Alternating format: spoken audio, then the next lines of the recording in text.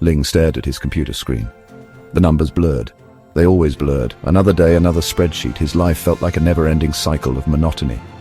He was an office drone lost in a sea of cubicles. The office was a symphony of dullness.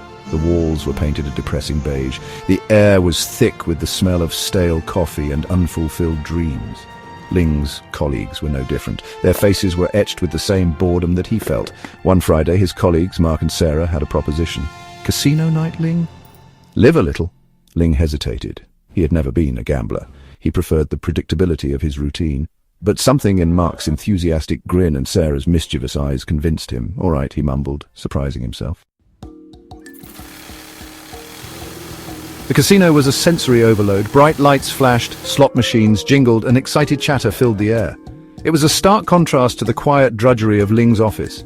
He felt a nervous flutter in his stomach, a sensation that was both terrifying and exhilarating. He started with blackjack, cautiously placing small bets. His heart pounded with each hand. Then something incredible happened. He won.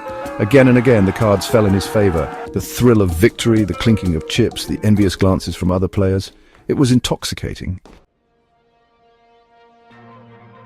The next day, Ling couldn't stop thinking about the casino. The memory of his wins replayed in his mind. He felt an urge, a pull, to return to that world of chance and excitement.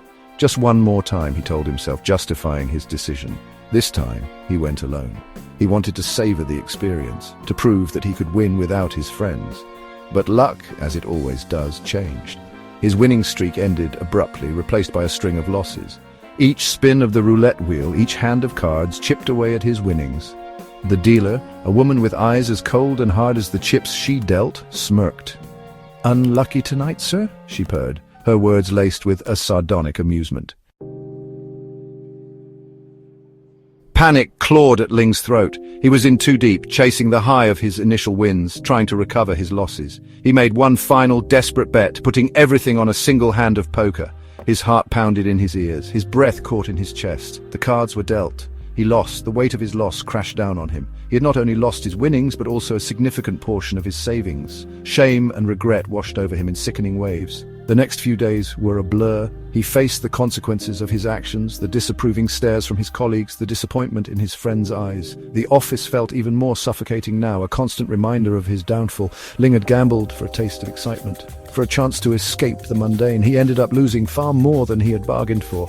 Moral of the story: a bird in a hand is worth two in a bush. Thank you for watching the video.